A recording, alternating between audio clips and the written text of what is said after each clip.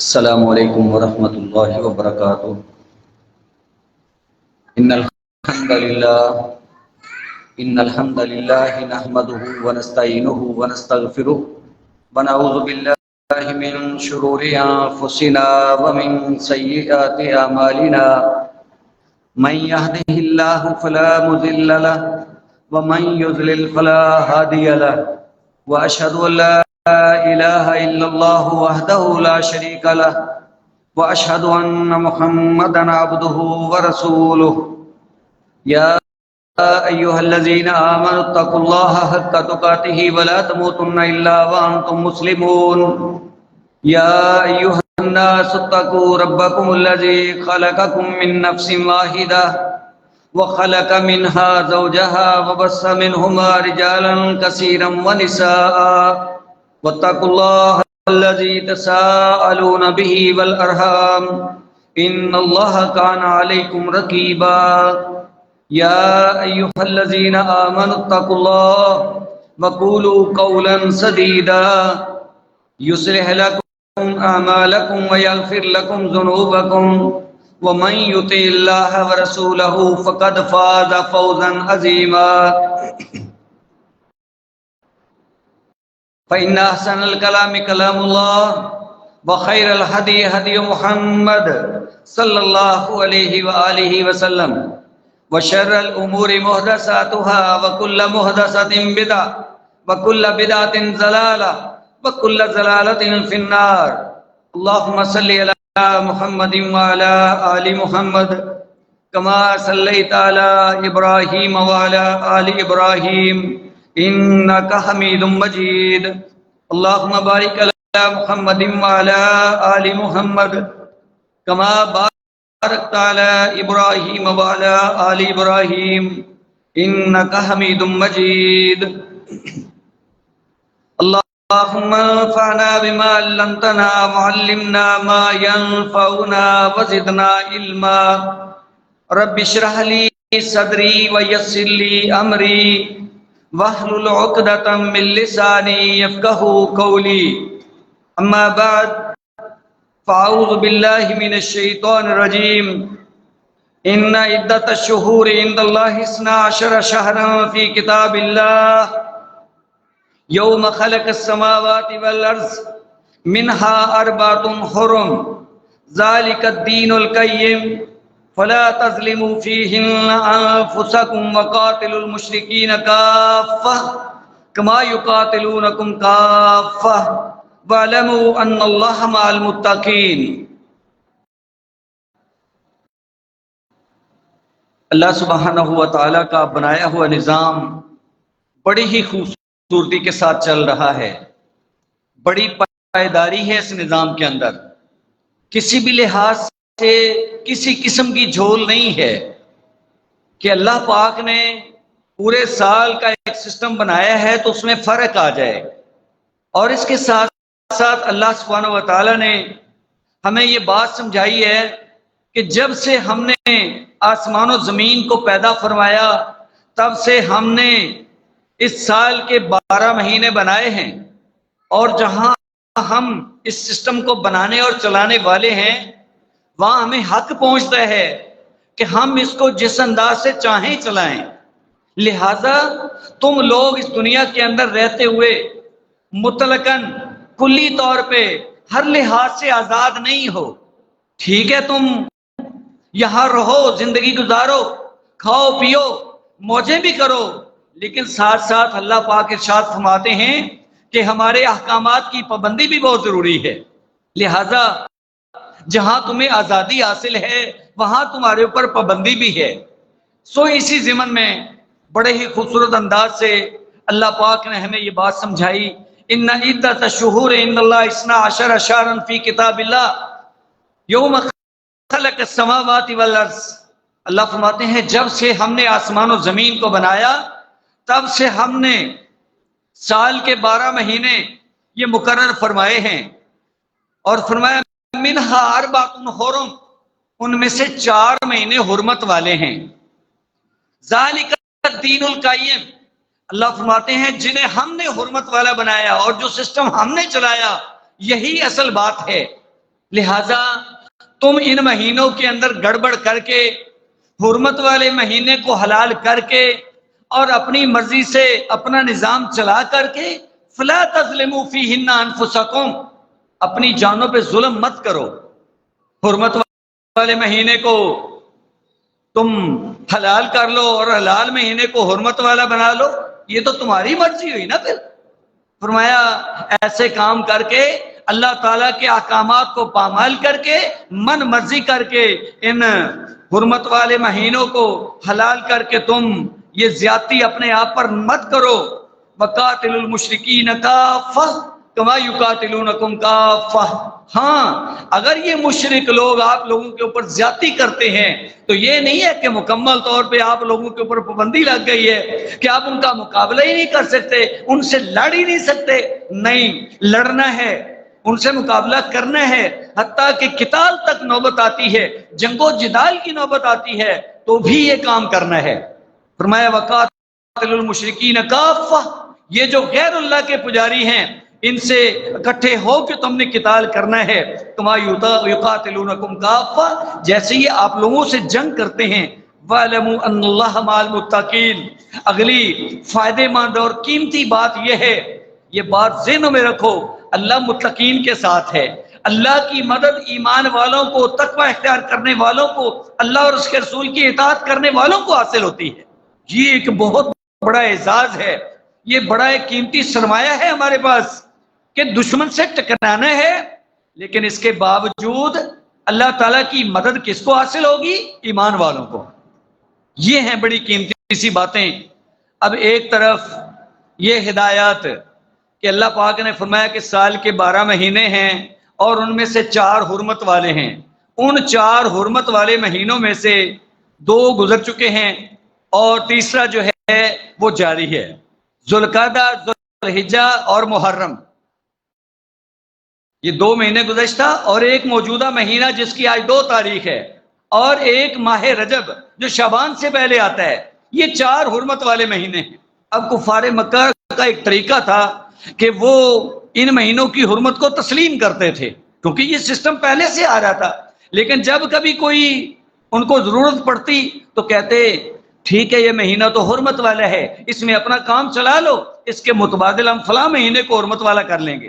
یا 3 مہینے لگاتار ہیں، اب ماہ محرم آ گیا ہے، لو جی اتنا لمبا ٹائم کون رکے، لہذا اس محرم کے مہینے کو حرمت والا جو مہینہ ہے اس کو حلال کر لو، اس کے اندر اپنا کام چلا لو، بعد والے مہینے کو ہم حرمت والا سمجھ لیں گے۔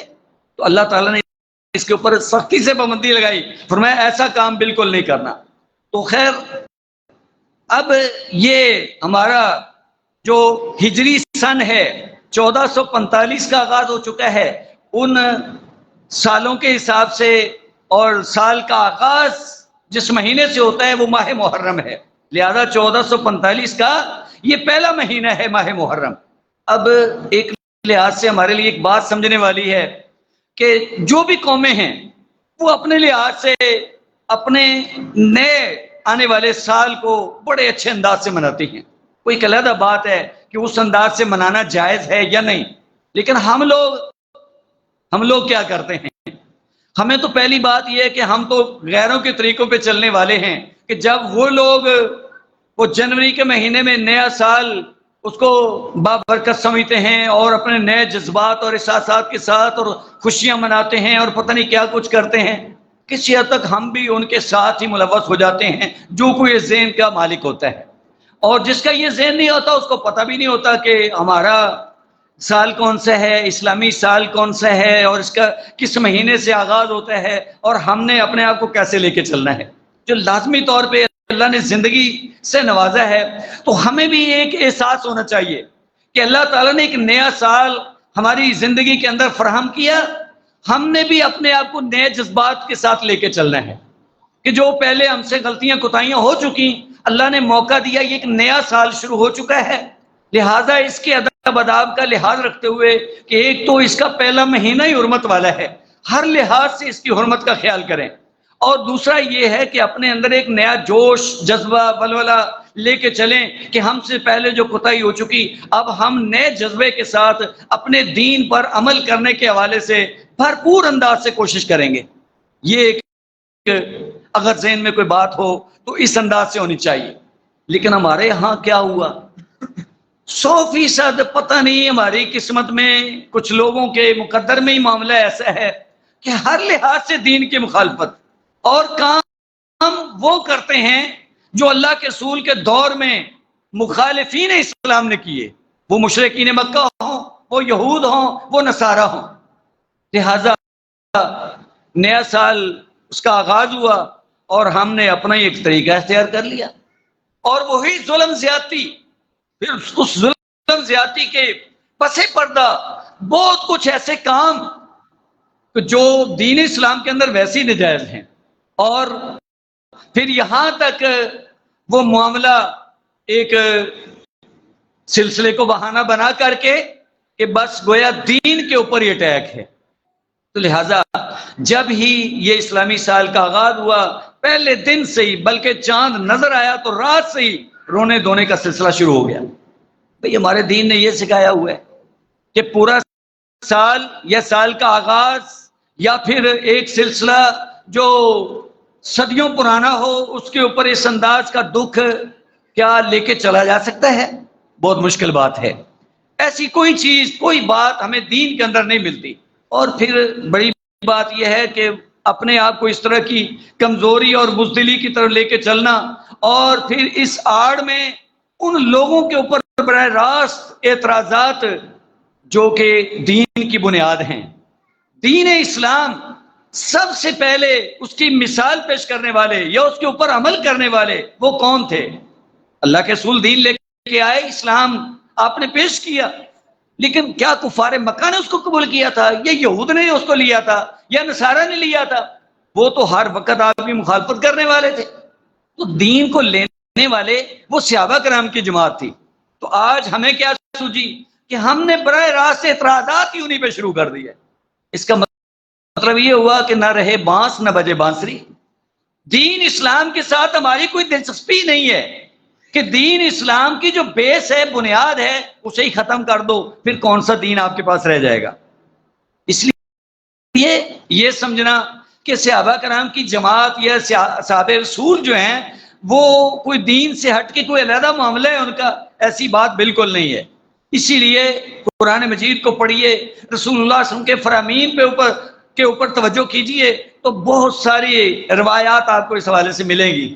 مثلا ایک حدیث کے اندر آپ فرماتے ہیں اکرموا اصحابی، میرے اصحاب کی عزت کرو، توقیر کرو، ان کا احترام کرو، فإنہم خیارکم، وہ تم میں سے بہترین ہیں. اے امت محمدیہ، یہ جتنی بھی میری امت ہے سب سے اعلیٰ ترین لوگ میرے اصحاب ہیں، میرے ساتھی ہیں. اور کسی بھی نبی کے ماننے والوں سے پوچھ لو کہ آپ یہود میں سے سب سے اچھے لوگ کون تھے، وہ کہیں گے اصحاب موسیٰ، جو موسیٰ کے ساتھی تھے، جنہوں نے اس وقت سپورٹ کیا.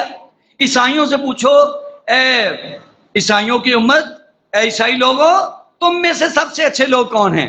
کہیں گے اصحاب عیسیٰ، جنہوں نے عیسیٰ کا ساتھ دیا. جس سے مرضی پوچھ لو، کسی کے بھی ماننے والے جو اس وقت کے لوگ ہوں گے انہیں وہ عزت دیں گے. لیکن ہماری بدبختی ہے کہ کوئی ان نام نہاد مسلمانوں سے پوچھے کہ تم میں سے سب سے برے لوگ کون ہیں، تو کہیں گے اصحاب محمد. یعنی بالکل ہی ضد، اس کے الٹ چلنا ہے ہم نے. پھر کون سا دین لے کے چل رہے ہیں ہم؟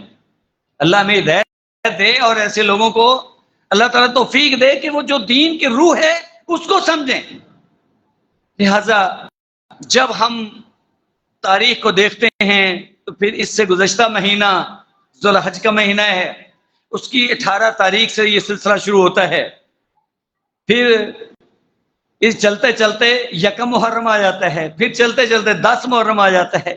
یہ تھوڑا سا دورانیہ 18 ذوالحج، پھر اصل میں 26 ذوالحج، اور اس کا جو رزلٹ سمجھ لیں یا اس کا جو نقصان وہ اینڈ کو پہنچتا ہے وہ یکم محرم ہے، اور پھر آگے 10 محرم ہے. یہ 3 تاریخیں ہیں، اور ان کے اندر ایک ایسا حادثہ ہوا ہے یا 3 حادثات ہوئے ہیں کہ جو قابل ذکر ہیں. لیکن اس کا مطلب یہ نہیں ہے کہ بس ایک واقعے کو لے کر ہم چلیں اور باقی کو نظر انداز کر دیں. نہیں، 18 ذوالحج کو ہم دیکھتے ہیں تو جناب عثمان رضی اللہ تعالیٰ کی شہادت ہو رہی ہے، 26 ذوالحج ہوتا ہے تو جناب عمر رضی اللہ تعالیٰ کے اوپر حملہ ہوتا ہے، قاتلانہ حملہ، خنجروں سے وار کیے گئے، اور یکم محرم کو آپ شہادت پا جاتے ہیں، اور یہ مہینہ چلتے چلتے 10 محرم آتا ہے تو جناب حسین رضی اللہ تعالیٰ کی شہادت ہے۔ یہ شہادتیں، یہ تو 3 بڑی نمایاں شہادتیں ہیں نا، ان کے علاوہ بھی جناب علی رضی اللہ تعالیٰ بھی شہید ہیں، اور بھی جناب حمزہ رضی اللہ تعالیٰ آپ کے چچا ہیں وہ بھی شہید ہیں، اور بھی شہادتیں بے شمار ہیں۔ لہٰذا ہمارا دین بالکل ہمیں اس بات کا پابند نہیں کرتا کہ کسی ایک شہادت کو لے کر بیٹھ جاؤ اور پوری زندگی اس کو بھلاؤ نہیں، تاکہ دشمن یہ سمجھے کہ کتنے کمزور ترین بزدل ہیں، ایک شہادت کو لے کے بیٹھ گئے، اور شہادت وہ اعزاز جس کی تمنا اور خواہش محمد رسول اللہ صلی اللہ علیہ وسلم نے بار بار کی ہے، یہ ایک ایسا رتبہ ہے، یہ ایک ایسا کمال کا اعزاز ہے۔ یہ مسلمان گویا شہادت سے ڈرنے والے اور ایک شہادت کو لے کے اس کے اوپر نوحہ پیٹنے والے اور رونے والے اور اس کو ایسے ہی لے کے چلنے والے ہیں، لہذا ان کے اندر کوئی دم خم نہیں ہے، یہ کچھ نہیں کرنے والے، جبکہ دین اسلام تو جذبہ جہاد سے سرشار ہے۔ جو بندہ دین اسلام کو سمجھنے والا ہے وہ تو دشمن سے ٹکرانے والا ہے، وہ موت سے ڈرنے والا یا گھبرانے والا نہیں ہوتا۔ لہذا صحابہ کرام ایسے ہی تھے، تھوڑے سے تھے، بدر کا موقع ہے، 313 15 17 کی تعداد ہے، دشمن سے ٹکرا گئے، سپر پاور سے ٹکرا گئے، اور ایسے ہی نظام چلتا رہے، کبھی بھی مسلمان غیر مسلموں سے زیادہ نہیں ہوئے۔ تو جناب عثمان رضی اللہ تعالیٰ کی شہادت اور ان کے مناقب کے بارے میں آپ سماعت فرما چکے ہیں، اس کے ساتھ ہی بڑے مختصر انداز سے میں تو ذکر کرنا چاہتا تھا جناب عمر رضی اللہ تعالیٰ کے مناقب کا، تاکہ آئندہ خطبہ میں جناب حسین رضی اللہ تعالیٰ کے مناقب اور ان کی شہادت کا ذکر کیا جا سکے۔ تو یہ ماہ محرم اور اس کے ابتدائی دن ہم نے ان کو کس انداز سے لینا ہے، اپنی اصلاح، اپنا ایک نیا جذبہ، دین اسلام کے اوپر عمل اور اسلام کی روحیں، یہ صحابہ کرام کی جماعت، ان کی عزت اور توقیر، ان کا احترام، ان کا اکرام، اس کا خیال رکھتے ہوئے اور ان کی خدمات کا باقاعدہ قدردان بنتے ہوئے ہم نے وقت گزارنا ہے کہ واقعی یہ کتنے عظیم لوگ تھے۔ لہذا جناب عمر رضی اللہ تعالیٰ کے حوالے سے آپ سماعت فرمائیے کہ رسول اللہ صلی اللہ علیہ وسلم نے کس انداز سے محبتوں کے اظہار فرمائے ہیں ان کے لیے، کیونکہ پیارے پیغمبر کی زبان سے نکلے ہوئے الفاظ کسی کے حق میں وہ بہت قیمتی ہوا کرتے ہیں۔ آج کوئی تھوڑا سا بڑی پوسٹ پہ ہو نا تو ہمارا ذکر کر دے، بس ہمارا نام ہی لے دے، ہم نے بہت چوڑے ہو جانا، اور دیکھو جی فلاں وزیر صاحب، فلاں مشیر صاحب، اور وزیر اعلیٰ نے کسی کا ذکر کر دیا، وزیر اعظم نے کر دیا، پھر تو ہم پھولے نہیں سمائیں گے۔ تو یہاں تو کائنات کے سردار جناب محمد رسول اللہ صلی اللہ علیہ وسلم کس انداز سے ان کا ذکر فرماتے ہیں، اور پھر ان کا تو اسلام لانے کا بھی بڑا انوکھا انداز ہے۔ باقی سب لوگ آتے ہیں محمد کریم صلی اللہ علیہ وسلم کے مرید بن کے آتے ہیں، جناب عمر رضی اللہ تعالیٰ تشریف لاتے ہیں مراد رسول بن کے آتے ہیں۔ آپ کہیں گے مراد رسول کا مطلب کیا ہے؟ ابن عباس رضی اللہ عنہما جو آپ کے چچا زاد بھائی ہیں وہ بیان فرماتے ہیں کہ جو حالات تھے نا مکہ کے اندر، آپ چھپ چھپا کے دین کی تبلیغ کرتے تھے، چھپ چھپا کے نمازیں پڑھتے تھے، اور بڑا ہی تنگی کا ماحول تھا۔ تو آخر آپ نے اندازہ لگایا کہ مکہ کے اندر 2 ہی شیر ہیں، ایک ابو جہل جس کو کہتے ہیں اس کا نام تھا عمر بن حشام، اور یہ تھے عمر بن خطاب۔ تو آپ یہ دعا کرتے ہیں، یا اللہ اللہم اعز الاسلام، اللہ جی اسلام کو عزت دیجئے، بے ابی جہل بن حشام، ابو جہل بن حشام کے ساتھ، اور بے عمر بن الخطاب، یا پھر عمر بن خطاب عطا کر دیجئے۔ یعنی آپ نے دیکھا کہ یہ 2 جو ہے نا، ان میں سے ایک ہمارے ساتھ آ جائے نا تو جوڑ برابر کا ہو جائے گا، پھر ہم ان کو نہیں چھوڑیں گے۔ پھر کیا ہوا؟ فاصبح عمر، صبح ہوئی، رات کو آپ دعا فرماتے ہیں، دعا فوری قبول ہوتی ہے، صبح ہوتی ہے، فغدا علی النبی صلی اللہ علیہ وسلم، آپ نبی صلی اللہ علیہ وسلم کے پاس حاضر ہوتے ہیں، فاسلم، آپ مسلمان ہو جاتے ہیں۔ اللہ کے رسول کو، صحابہ کرام کو بڑی خوشی ہے، نماز کا وقت ہوا، کہا نماز کا ٹائم ہو گیا ہے، اللہ کے سامنے جھکنا ہے۔ فرمایا ٹھیک ہے، پھر جھکنا ہے تو پھر چلیں اللہ کے گھر کے اندر خانہ کعبہ میں، کہ عمر ذرا تھوڑا سا ٹھہرو، حالات بڑے ٹائٹ ہیں۔ آپ نے عرض کیا اللہ کے رسول پھر کیا ہوا؟ آئے ہم ثم صلی ظاہرا، پھر آپ نے کھلم کھلا نماز پڑھی۔ یہ گویا بڑا اعزاز ہے کہ اللہ کی عبادت اللہ کی طرف سے لیا ہوا تحفہ، اس کے اوپر کھلم کھلا اگر عمل ہو رہا ہے تو جناب عمر رضی اللہ عنہ کے مسلمان ہونے کے بعد ہو رہا ہے۔ اب یہ کتنی بڑی بات ہے، اور باقاعدہ حدیث کے اندر الفاظ کا ذکر ہے ثم صلی ظاہرا۔ تو صحابہ کرام کے ہاں یہ نماز کا عمل بڑا قیمتی عمل تھا، ورنہ یہاں اس کا ذکر کرنے کا مقصد کوئی نہیں تھا۔ وہ بیان فرماتے ہیں کہ پہلے ہم چھپ چھپا کے نمازیں پڑھتے تھے، عمر رضی اللہ عنہ کے مسلمان ہونے کے بعد کھلم کھلا ہم خانہ کعبہ کے اندر جا کے نمازیں پڑھ رہے تھے۔ تو یہ کتنی بڑی بات ہے، یہ ایسا شیر جوان ہے، ایک آدمی مسلمان ہوتا ہے، سارے مسلمان نماز پڑھنے کے حوالے سے اللہ کے گھر میں جا کر کے بے خوف ہو جاتے ہیں کہ اب ہمارے کوئی قریب نہیں آئے گا۔ اور پھر آپ نے اعلان فرمایا کہ جس نے اپنے بچے یتیم کرانے ہیں اور جس نے اپنی بیگم کو بیوہ کروانا ہے اور اس نے اپنے خامد کو کلا کما کروانا ہے، وہ آ جائے ادھر میدان کے اندر، کسی کی ضرورت نہیں کہ قریب آ جائے۔ یہ تھے جناب عمر رضی اللہ تعالیٰ۔ اور پھر اللہ کے رسول صلی اللہ علیہ وسلم نے جو پیشین گوئیاں فرمائیں اور جو الفاظ آپ کی زبان سے نکلے، ایک دفعہ مکہ شہر کے اندر ایک سبیر پہاڑ تھا، اس کے اوپر آپ تشریف فرما ہیں، اور آپ کے ساتھ کون ہیں؟ جناب ابوبکر رضی اللہ تعالیٰ، جناب عمر رضی اللہ تعالیٰ، جناب عثمان رضی اللہ تعالیٰ۔ تو پہاڑ بھی حرکت میں آ گیا، زلزلہ آیا ہے، خوشی سے ہلا ہے، اللہ نے وہ معجزہ ایک دکھایا ہے۔ تو آپ سبیر مکہ کے اوپر موجود تھے، اور تینوں اصحاب یہ اصحاب ثلاثہ کے نام سے مشہور ہیں، اور حدیث شریف کے اندر اکثر و بیشتر ان کے فضائل کٹھے بیان ہوئے ہیں۔ اور صحابہ بیان فرماتے ہیں کہ ہم ان تین کو نمایاں گردانتے تھے، ابو بکر عمر عثمان، ابو بکر عمر عثمان۔ آج دیکھیں کیسے ہم مسلمان ہیں کہ اگر ہم تھوڑا سا غلط انداز سے چلتے ہیں تو ان تینوں کا نام لیتے ہیں۔ اللہ کے رسول صحابہ کرام ان تینوں کو اکثر آپ کٹھا دیکھیں گے، یہاں اس پہاڑ کے اوپر کٹھے ہیں اور پہاڑ حرکت میں آتا ہے تو آپ کیا فرماتے ہیں؟ اسکن سبیر، اے سبیر ذرا سکون اختیار کر، رک جا، ٹھہر جا، فَإِنَّمَا عَلَيْكَ نَبِيٌّ وَصِدِّيقٌ وَشَهِيدَانٌ، تیرے اوپر ایک نبی ہے، ایک صدیق ہے، اور 2 شہید ہیں۔ کوئی شک رہ گیا؟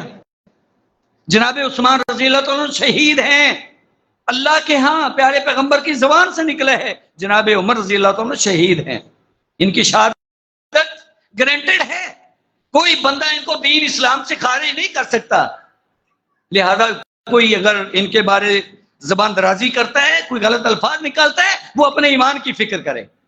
اسی طریقے سے جناب عمر رضی اللہ عنہ کے بارے میں اللہ کے رسول صلی اللہ علیہ وسلم کے ارشاد گرامی آپ کیا فرماتے ہیں؟ آپ ایک خواب دیکھتے ہیں، اور نبی کا خواب وہی ہوتا ہے، لوگوں نے قمیضیں پہن رکھی ہیں، جناب عمر بن خطاب کی قمیض سب سے لمبی ہے۔ آپ سے پوچھا گیا اللہ کے رسول کیا تعبیر فرماتے ہیں آپ اس کی؟ فرمایا یہ دین ہے، دین، عمر کا دین اتنا مضبوط ہے، اتنا بہترین ہے، اتنا زبردست ہے کہ اللہ کے رسول فرماتے ہیں عمر کا قمیص سب سے لمبا ہے، اور قمیص سے مراد دین ہے۔ اب کچھ شک رہ جاتا ہے؟ پھر آپ سماعت فرمائیے کہ کس انداز سے پیارے پیغمبر کی زبان سے نکلتا ہے۔ اگرچہ ہم الحمدللہ ماننے والے ہیں، لیکن ان اصحاب کے ایمان کا اور اسلام کا تذکرہ اور ان کے ساتھ محبت رکھنا اور اس کو واضح الفاظ میں اس کا اعلان کرنا، یہ ہماری محبت ہے ان کے ساتھ۔ اور صحابہ کرام کی محبت ایمان کا حصہ ہے کہ اگر ہم اپنے آپ کو اصلی مومن سمجھنا چاہتے ہیں اور اپنے آپ کو ظاہر کرنا چاہتے ہیں تو ہمیں اصحاب رسول کے ساتھ محبت کرنا ہوگی، اور یہ اللہ کا حکم بھی ہے۔ فرمایا فَإِنْ آمَنُوا بِمِثْلِ مَا آمَنْتُمْ بِهِ فَقَدِ اهْتَدَوْا، اگر ایمان لانا ہے، اپنے آپ کو مومنوں کی سب میں شامل کرنا ہے تو صحابہ جیسا ایمان لاؤ۔ اگر تم روگردانی کرو گے تو اللہ تعالیٰ فرماتے ہیں ہم کافروں کو پسند نہیں کرتے، کافروں کے ساتھ ہمارا کوئی تعلق نہیں ہے۔ واضح الفاظ میں پیغام ہے، یہ اللہ کا قرآن ہے، پہلے پارے کا آخر ہے۔ لہذا پیارے پیغمبر کیا فرماتے ہیں؟ ابو بکر فی الجنہ و عمر فی الجنہ و عثمان فی الجنہ و علی فی الجنہ، کس طریقے سے ایک ایک کا نام لے کر کے پیارے پیغمبر نے وضاحت فرما دی کہ ابو بکر جنتی ہیں، عمر جنتی ہیں۔ اب زبان رسالت کو، پیغام رسالت کو کون جھٹلا سکتا ہے؟ اور پھر یہاں تک معاملہ ہے، بڑا زبردست معاملہ ہے۔ آپ کیا ارشاد فرماتے ہیں؟ حالانکہ آپ آخری پیغمبر تھے، شاید آنے والے لوگ جو ان کے متعلق زبان درازی کریں گے ان کے منہ بند کرنے کے لیے، آپ فرماتے ہیں لوکان آبادی نبی لکان عمر بن الخطاب، عمر بن خطاب وہ عظیم انسان ہے کہ میرے بعد نبوت رسالت کا دروازہ بند ہو چکا، اگر کوئی نبی آنا ہوتا تو اس لائق عمر بن خطاب کی شخصیت تھی۔ ایسا بہادر، ایسا شیر انسان، اس انداز سے پیارے پیغمبر ان کی تعریف فرماتے ہیں۔ اسی طریقے سے ماں جی عائشہ رضی اللہ تعالیٰ ایک دفعہ گھر کے اندر تشریف فرما ہیں تو آپ کے دل میں بات آئی، رات کا وقت ہے، ستارے چمک رہے ہیں آسمان کے اوپر، اور وہ پوچھتی ہیں کہ اللہ کے رسول جی یہ تو ارشاد فرمائیے کہ ستاروں جتنی نیکیاں کسی کی ہو سکتی ہیں؟ فرمایا ہاں۔ پوچھا عرض کیا اللہ کے رسول کون؟ فرمایا عمر بن خطاب۔ عمر کی نیکیاں ستاروں جتنی ہیں، اس کا مطلب یہ ہے کہ عمر کی نیکیوں کا شمار کوئی نہیں کر سکتا۔ اور یہاں لوگ اللہ معاف کرے وہ ان کی گویا کوتاہیوں اور برائیوں کو گنتے ہوئے نہیں تھکتے۔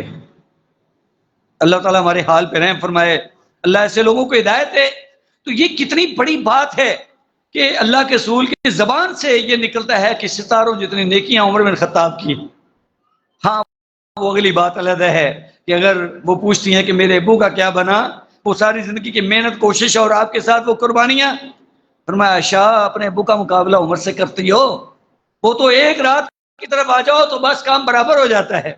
یہ اس قدر شان والے ہیں، یہ صحابہ رسول کی جماعت ہے، ایک سے ایک بڑھ کر کے ہیں۔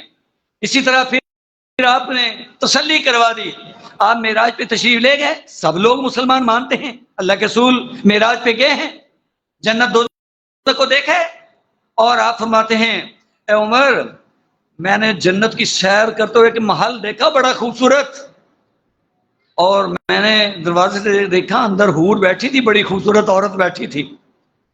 عمر میرا ارادہ تو بنا کہ میں اندر داخل ہو جاؤں اور تیرا محل اندر سے دیکھ کے آؤں، لیکن عمر مجھے تیری غیرت یاد آ گئی۔ یہ غیور انسان، دین کے اوپر اس قدر جذبہ رکھنے والا کہ آج کوئی اس انداز کا انسان شاید نہ مل سکے کہ اللہ کے رسول بھی ان کا احترام فرماتے ہوئے کہتے ہیں عمر مجھے تیری غیرت یاد آ گئی۔ تو آپ آگے سے رونے لگ گئے اور عرض کیا کہ اللہ کے رسول بھلا آپ سے بھی غیرت؟ آپ تو ہمارے وہ رہنما ہیں، آپ ہمارے وہ بڑے ہیں جن کی وجہ سے یہ ہمیں سب کچھ نصیب ہوا ہے۔ لیکن آپ لوگ اس بات پہ توجہ کیجئے کہ اللہ تعالیٰ نے کیسے اپنے اس عظیم بندے کا محل اللہ کے رسول کو جنت کے اندر دکھا دیا، اور آپ نے پیغام پہنچا دیا دنیا کے اندر کہ کسی کو شک نہ رہے کہ عمر کا محل جنت کے اندر موجود ہے۔ اس قدر یقینی اور پکی ٹھکی بات۔ پھر مزید آگے بڑھیے، عمر بن عاص رضی اللہ تعالیٰ ایک جہادی سلسلے پہ روانہ ہوتے ہیں، واپس آتے ہیں، صحابہ کے جذبات بہت ہوا کرتے تھے، واپس آتے ہیں اللہ کے رسول کی محبت، آپ کا قرب، کہ آپ کی زبان سے کوئی لفظ نکلے ہمارا کام بن جائے۔ آ کے پوچھتے ہیں، کیونکہ بڑا مشن وہ پورا کر کے آئے تھے نا، تو آ کے عرض کرتے ہیں اللہ کے رسول جی ای الناس احب الیک، سب لوگوں میں سے سب سے زیادہ پیارا آپ کو کون ہے؟ سب سے زیادہ محبت آپ کی کس کے ساتھ ہے؟ فرمایا عائشہ۔ تو سب سے زیادہ محبت تو مجھے اپنی بیگم، میری بیوی جو عائشہ ہے نا، مومنوں کی ماں، سب سے زیادہ محبت میری ان کے ساتھ ہے۔ ذرا یہاں بھی توجہ کیجئے کہ پیارے پیغمبر کی سب سے زیادہ پسندیدہ شخصیت آپ کی زوجہ محترمہ ہے۔ اللہ نے آپ کو خواب کے اندر باقاعدہ آپ کی تصویر دکھائی ہے کہ اس کے ساتھ آپ کا نکاح ہونے والا ہے، گویا یہ نکاح اللہ پاک نے کیا ہے، اس کے ساتھ آپ کا نکاح ہے۔ آج اگر اعتراض ہوتا ہے، انگلی اٹھتی ہے تو اسی کے اوپر، بس ایک خاندان کو پورے کو پکڑا ہوا ہے۔ نمبر 2 کہتے ہیں ٹھیک ہے جناب ہمیں تو اس کے اوپر کیا اعتراض ہو سکتا ہے، یہ تو ہماری ماں ہے۔ اور میں نے پوچھا من الرجال، میں تو مردوں کی، لوگوں کی، آپ کے اصحاب کی بات کر رہا ہوں۔ قال ابوہا، کہتے ہیں مرد، آپ نے آگے سے فرمایا کہ تم مردوں میں سے پوچھتے ہو، تو عائشہ کے ابو مجھے ساری کائنات میں سے سب سے زیادہ پسند ہیں، وہ میرے محبوب ترین دوست ہیں۔ اب فیصلہ یہاں بھی ہو گیا کہ ایک عائشہ ہے ماشاءاللہ، اور دوسرے نمبر پہ ان کے ابو ہیں، ہاں جی، ابو کے صدیق رضی اللہ تعالیٰ عنہ۔ کل تو سمان صحابہ بھی تھے، بس وہ آگے آگے ان کا تجسس بڑھتا تھا۔ کہتے میں نے پوچھا پھر کون؟ آپ نے سما عمر، پھر عمر ہے اور کون ہے؟ تو اس طریقے سے آپ گنتے گئے۔ کہتے ہیں بالآخر میں چپ ہو گیا، میں خاموش ہو گیا اس بات کے ڈر سے کہ مجھے کہیں بالکل آخر میں نہ کر دیں۔ اب ہمیں تو سبق ملا نا کہ اللہ کے رسول کے ہاں سب سے زیادہ اعلیٰ شخصیات کون سی تھی۔ اسی طریقے سے یہ تو خیر پیارے پیغمبر کی زبانی ہے نا، تو محمد بن حنفیہ یہ جناب علی رضی اللہ عنہ کے بیٹے ہیں دوسری بیگم سے۔ تو انہوں نے ان سے سوال کیا گیا کہ بلکہ انہوں نے اپنے ابو جناب علی رضی اللہ عنہ سے سوال کیا اس انداز سے کہ ای الناس افضل بعد النبی صلی اللہ علیہ وسلم، کہ نبی صلی اللہ علیہ وسلم کے بعد سب سے افضل ترین انسان کون سا ہے؟ یہ جناب علی رضی اللہ عنہ کی زبانی یہ بیان ہو رہا ہے۔ تو آپ نے آگے سے جواب دیا کہ ابو بکر، نبی صلی اللہ علیہ وسلم کے بعد افضل ترین انسان ابو بکر ہیں، ثم عمر ثم عثمان، وہی ترتیب انہوں نے رکھی۔ کہتے میں نے ذرا بات کا سوال کا رخ بدلا اور میں نے کہا ثم، ہاں پہلے ابو بکر کا نام لیا پھر عمر کا نام لیا، تو پھر وہ کہتے ہیں کہ مجھے ڈر لگا کہ اب یہ عثمان کا نام لیں گے، پھر میں نے کہا کہ ثم انت یا ابھی، پھر تو آپ کا نمبر ہے نا ابو جی۔ میں نہیں بیٹا ایسی بات نہیں کرو، میں تو ایک عام انسان ہوں، عام مسلمان ہوں۔ یعنی ان کی عاجزی انکساری، ورنہ تو اللہ کے رسول نے جو بھی ترتیب نام لیے ہیں ابو بکر عمر عثمان علی، یہ ترتیب ہے، اور اللہ نے اسی انداز سے موقع دیا ان خلفائے راشدین کو۔ سب سے پہلے 4 خلیفہ یہ ہیں، اور یہی چیز اللہ کے رسول نے بیان بھی فرمائی ہے اپنے ایک انداز سے کہ آپ خواب دیکھتے ہیں، آپ ایک کنویں پہ کھڑے ہیں، وہاں ڈول ہے، آپ نے ڈول اس سے نکالے، فرمایا کہ میں نے ڈول کھینچے جتنے اللہ نے چاہے، پھر اس ڈول کو ابن ابی قحافہ نے پکڑ لیا، جناب ابو بکر نے پکڑ لیا، انہوں نے ایک ڈول یا 2 ڈول نکالے، اور ان کے ڈول نکالنے میں ذرا کمزوری تھی، بوڑھے انسان تھے، اس حساب سے کچھ تھوڑا سا ان کا انداز بھی درمیانہ سا، زیادہ سختی والے بھی نہیں تھے، لہذا ان کے تھوڑا سا نا کمزوری تھی۔ اس کے بعد جناب عمر نے اس ڈول کو پکڑ لیا اور بھرپور طریقے سے پھر ڈول نکالے۔ اب یہ بھی ایک اشارہ تھا کہ اس ترتیب سے نظام چلے گا، اور اللہ نے اسی انداز سے چلایا ہے۔ وما ينطق عن الهوى، پیارے پیغمبر اپنی خواہش سے تو بولتے ہی نہیں ہیں، خواب آ رہی ہے، کوئی بھی بات آپ کر رہے ہیں، دین کا معاملہ ہے، بھلا اپنے آپ سے آپ فیصلہ تو نہیں کر سکتے تھے، آپ اللہ کے پیغمبر۔ اس انداز سے جناب عمر رضی اللہ عنہ کے مناقب یہ احادیث کے اندر موجود ہیں۔ پھر یہ ہے علماء کرام نے مختلف چیزیں اخذ کی ہیں، تفسیر کی طرف جائیں تو پھر بہت ساری چیزیں ہمارے سامنے آتی ہیں کہ چند ایسے مواقع ہیں کہ اللہ تعالیٰ نے حق عمر کی زبان پہ رکھا ہوا تھا، کہ عمر رضی اللہ عنہ کے ذہن میں ایک بات آتی ہے، مشورہ دیتے ہیں پیارے پیغمبر کو، اللہ قرآن بنا کے نازل کر دیتے ہیں۔ ان میں سے 3-4 مواقع، ایک تو مقام ابراہیم ہے، پوچھا یہ کیا ہے؟ آپ نے بتایا یہ مقام ابراہیم ہے، یہ وہ پتھر ہے جس کے اوپر ہمارے بابا ابراہیم علیہ السلام کھڑے ہو کے بیت اللہ کی تعمیر کرتے رہے۔ تو آپ نے کیا اللہ کے رسول یہاں 2 رکعت نماز نہ پڑھ لیں؟ میں عمر میں بھلا اپنی مرضی سے کیسے کر سکتا ہوں؟ یہ نماز ایک عبادت ہے، اپنی مرضی سے نہیں۔ اللہ نے حکم نازل فرمایا واتخذوا من مقام ابراہیم مصلی، میرے پیغمبر ان کے ماننے والوں، اے مومنوں کی جماعت، مقام ابراہیم کو جائے نماز بنا لو۔ اب آپ کو پتہ ہے جو بھی حاجی عمرہ کرنے والا جاتا ہے وہ طواف کرنے کے بعد 2 رکعت نماز پڑھتا ہے وہاں پہ۔ اسی طریقے سے پردے کا سلسلہ، جناب عمر آپ نے سنا ہے کہ وہ غیرت مند انسان تھے، تو امہات المومنین پہلے پردہ نہیں تھا، تو انہوں نے مشورہ دیا کہ پیارے پیغمبر جی ان کو کہیں کہ پردہ کیا کریں، مردوں کے سامنے نہ آیا کریں۔